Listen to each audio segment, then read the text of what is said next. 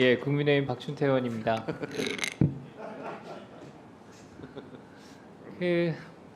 최근에 민주당에서 좀 실체가 없는 계엄, 괴담으로 국민을 혼란스럽게 하고 있습니다.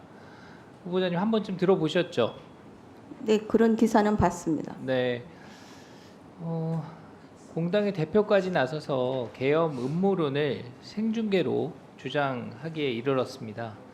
실체도 없는 제보를 내세워서 막연히 이 정권 어딘가에서는 분명히 계엄을 기획하고 준비하고 있다, 이렇게 얘기를 하고 있습니다.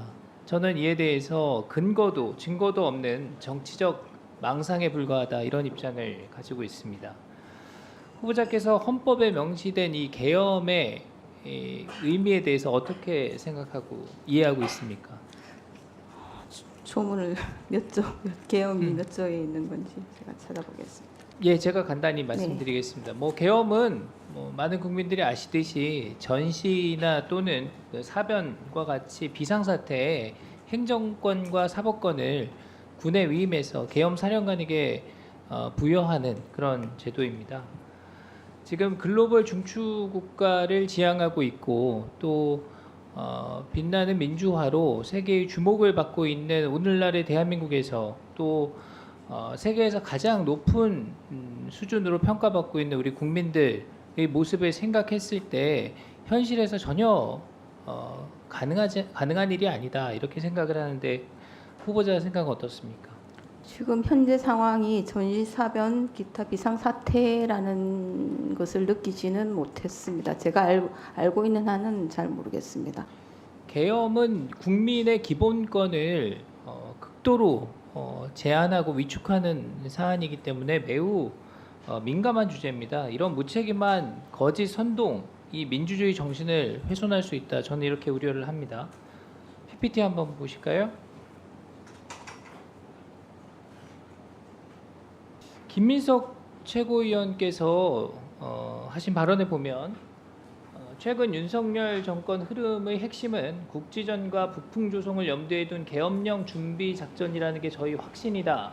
계엄 시의 척결 대상에 문재인, 이재명 대표 포함될 수도 있다, 이렇게 말씀을 하셨습니다. 저는 한마디로 국민 상식에 반하는 좀 무책임한 발언이다, 이렇게 생각을 합니다. 이재명 대표께서 하신 얘기를 보면 계엄 해제를 막기 위해 국회의원을 계엄 선포와 동시에 체포, 구금하겠다는 계획을 들었다, 이렇게 말씀을 합니다. 자, 다음 장 보시죠. 헌법 77조에 의하면 국회가 제적의원 과반수의 찬성으로 계엄 해제를 요구한 때에는 대통령은 계엄 선포를 해제해야 합니다. 맞죠? 네. 지금 그 192석 거대 야당이 존재하는데 구조적으로도 계엄은 불가능한 것입니다. 또 의결 정족수를 미달시키려면 야당 의원님들 중에 42명 최소 현행범으로 체포해야 되는데 이거 무슨 수로 체포를 한다는 말입니까? 저는 전혀 근거 없는 얘기다, 이렇게 말씀을 드립니다. 과거에 기무사 계엄 문건 사건 혹시 기억하십니까? 정확한 내용은 기억나지 않습니다. 박근혜 정부가 끝나고 나서 탄핵 위기에 처했던 박근혜 대통령이 당시에 계엄을 검토했다, 이런 민주당의 의혹 제기로부터 시작이 됐습니다. 이런 얘기가 나오고 당시에 인도에 국빈 방문하고 있던 문재인 대통령이 현지에서 직접 수사 지시를 내렸고 37명의 군검 합동수사단이 100일이 넘는 시간 동안에 204명을 조사했다는 겁니다. 근데 이 결과가 내란 음모 혐의로 단 한 명도 기소를 하지 못했습니다.